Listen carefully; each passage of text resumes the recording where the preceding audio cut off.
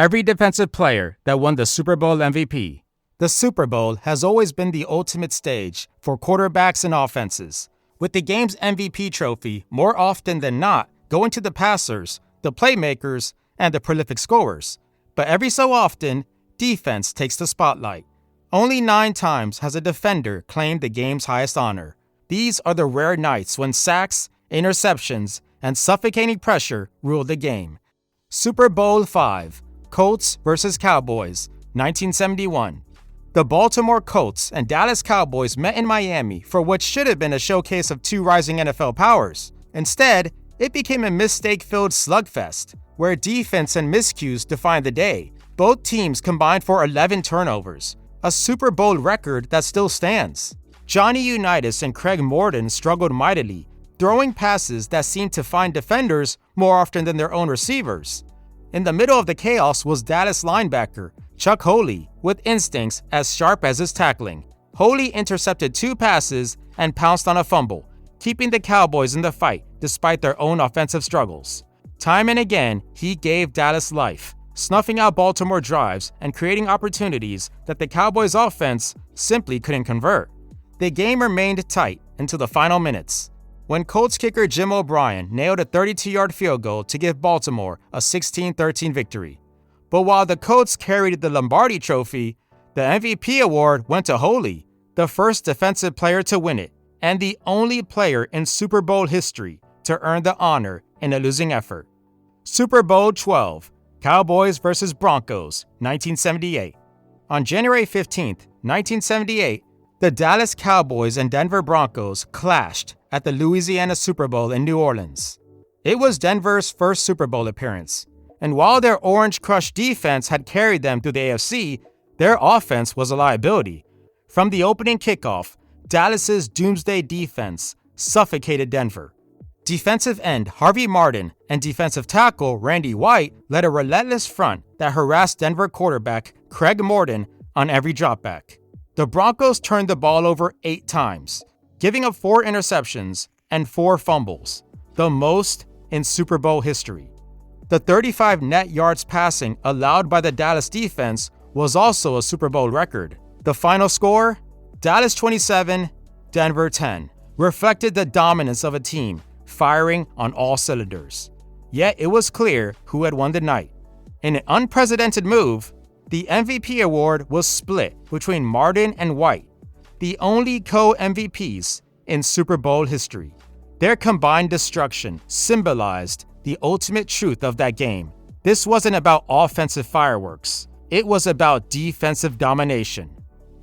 Super Bowl XX, Bears vs. Patriots, 1986. The 1995 Chicago Bears entered Super Bowl XX with an aura of inevitability. Their 46 defense had terrorized the league all season, giving up fewer than 11 points per game and recording shutouts in the NFC playoffs. On January 26, 1986, in New Orleans, the New England Patriots were simply the final obstacle to a coronation. From the opening drive, the Bears' defense set the tone. New England managed a quick field goal, but it would be their last points until garbage time. Chicago's relentless pass rush overwhelmed the Patriots' offensive line. Richard Dent, the stout defensive end, wreaked havoc from the edge, recording 1.5 sacks, forcing 2 fumbles, and pressuring quarterback Tony Eason into oblivion. Eason didn't complete a single pass before being benched in favor of Steve Grogan. It didn't matter. Dent and fellow monsters like Dan Hampton, Mike Singletary, and Wilbur Marshall smothered everything. The Patriots finished the game with just 123 total yards and an astonishing 7 rushing yards, the fewest ever in a Super Bowl. Dent's presence was constant, collapsing pockets, stripping the ball, and dictating protection schemes that freed his teammates to attack. On offense, the Bears leaned on Walter Payton and a bruising ground game. But the highlight came late when backup lineman William the Refrigerator Perry scored a touchdown. Still, the day belonged to the defense.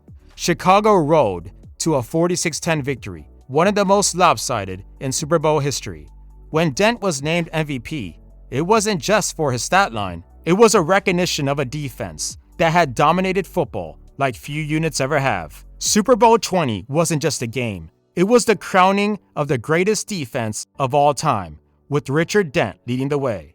Super Bowl 30, Cowboys vs. Steelers, 1996. On January 28, 1996, the Dallas Cowboys and Pittsburgh Steelers met at Sun Devil Stadium in Tempe, Arizona. The Cowboys were chasing their third title in 4 years, while the Steelers were desperate to reclaim their 1970s glory. It was a hard-fought game, but in the end, turnovers told the story, and one defender made the difference.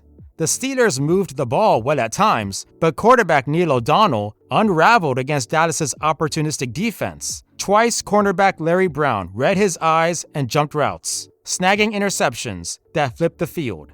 The first, in the third quarter, gave Dallas a short drive that ended in an Emmitt Smith touchdown, pushing the Cowboys ahead 20-7. The second, in the fourth, set up another Smith score, sealing the 27-17 victory. Brown's final line, 2 interceptions, 77 return yards, doesn't fully capture his impact. Each turnover killed Pittsburgh's momentum and handed Dallas golden opportunities. The Cowboys stars, Troy Aikman, Michael Irvin, and Smith finished the job, but Brown's instincts had paved the way. For Pittsburgh, it was heartbreak. O'Donnell, who had been steady all year, was undone by mistakes he'll never live down. For Dallas, it was vindication, the last great triumph of the 1990s dynasty. And for Larry Brown, a solid starter but not a household name, it was the performance of a lifetime. His interceptions earned him Super Bowl MVP, making him one of the few defensive backs ever to claim the honor. Super Bowl 30 showed that even in an era dominated by offensive stars, one defender's instincts could swing a championship. Super Bowl 35, Ravens vs. Giants, 2001. January 28, 2001, in Tampa, Florida, became the stage for one of the most suffocating defensive performances in NFL history. The Baltimore Ravens, led by the ferocious 2000 defense, faced the New York Giants in a game that quickly turned into a showcase of dominance. The Ravens' defense had been historic all season, allowing just 165 points across 16 games. In the Super Bowl, they didn't just continue that dominance, they amplified it. The Giants managed only 152 total yards, went 2 for 14 on third down, and turned the ball over 5 times. Kerry Collins was intercepted 4 times, and Baltimore allowed 0 offensive touchdowns. Ray Lewis, the fiery middle linebacker and unquestioned leader, orchestrated the chaos. He finished with 5 tackles and 4 passes defended, but his true impact was in the way he directed traffic, diagnosing plays before they unfolded, and inspiring his teammates to play faster, harder, and meaner. The Ravens' defense even outscored New York's offense, thanks to a pick-6 by Dwayne Starks. The final score, 34-7, reflected the lopsided dominance. The Giants' only points came from a kickoff return touchdown that Baltimore immediately answered with one of their own. When Lewis hoisted the MVP trophy, it wasn't just about stats. It was about leadership, intimidation, and the undeniable truth that the 2000 Ravens were among the greatest defenses in football history. Super Bowl 37, Buccaneers vs. Raiders, 2003. On January 26, 2003 in San Diego, the league's top offense met the league's top defense. The Oakland Raiders, powered by Rich Gannon's MVP season, faced John Gruden's Tampa Bay Buccaneers, a matchup dripping with irony, since Oakland had just traded Gruden to Tampa Bay earlier that year. The Raiders' high-powered attack never stood a chance. Tampa's defense knew their plays, their tendencies, and attacked with precision. The Buccaneers intercepted Gannon 5 times, returning 3 for touchdowns. It was a defensive avalanche that overwhelmed Oakland, leading to a 48-21 rout. Safety Dexter Jackson set the tone early. In the first half, he picked off Gannon twice, crushing Oakland's confidence and flipping field position. His stat line, 2 interceptions, 34 return yards, 3 tackles, wasn't gaudy, but his timing was devastating. By halftime, the Bucs were in complete control. From there, Tampa's defense poured it on. Derek Brooks and Dwight Smith each returned interceptions for touchdowns. And Warren Sapp and Simeon Rice dominated up front. But it was Jackson's early ball hawking that broke the Raiders' rhythm and gave the Buccaneers their foothold. The victory gave Tampa Bay its first championship, and the MVP award immortalized Jackson as the face of the performance. But in truth, Super Bowl 37 was a team-wide defensive masterpiece, a night when offense was powerless and defense did the scoring. Super Bowl 48, Seahawks vs. Broncos, 2014. On February 2, 2014, in East Rutherford, New Jersey, the stage was set for a dream matchup. The Denver Broncos' record-breaking offense against the Seattle Seahawks' fearsome Legion of Boom. Peyton Manning had just led the highest-scoring offense in NFL history. Seattle countered with the league's top-ranked defense, led by Richard Sherman, Earl Thomas, Cam Chancellor, Bobby Wagner, and a relentless front four. From the very first snap, the game started to unravel for Denver. The botched snap sailed past Manning into the end zone for a safety. The tone was set. Seattle's defense swarmed, crushing Denver's rhythm. Manning was hurried, hit, and flustered by disguised coverages all night. The defensive avalanche was embodied by linebacker Malcolm Smith. Midway through the second quarter, with Denver desperate to score, Smith cut in front of a Manning pass and returned it 69 yards for a touchdown, a dagger that silenced any hope of a comeback. By night's end, Smith's stat line read 10 tackles, 1 fumble recovery, 1 interception, and 1 touchdown. But it wasn't just Smith. The Seahawks forced 4 turnovers, scored once on defense and once on special teams, and held Denver's historic attack to just 8 points, their lowest output of the season. Super Bowl 50, Broncos vs. Panthers, 2016. On February 7, 2016, in Santa Clara, California, the Carolina Panthers entered as heavy favorites. Led by NFL MVP Cam Newton, their offense was dynamic, explosive, and confident. Across the field stood the Denver Broncos, with the fading Peyton Manning and an offense that ranked in the bottom half of the league.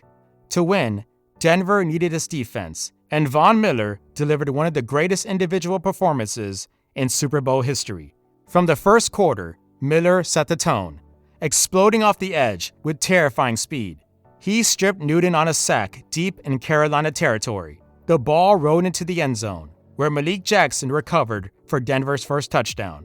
It was a preview of what was to come. Miller never let up. He finished with 6 tackles, 2.5 sacks, 2 forced fumbles, 1 pass defended, and both of his strip sacks directly led to Broncos touchdowns.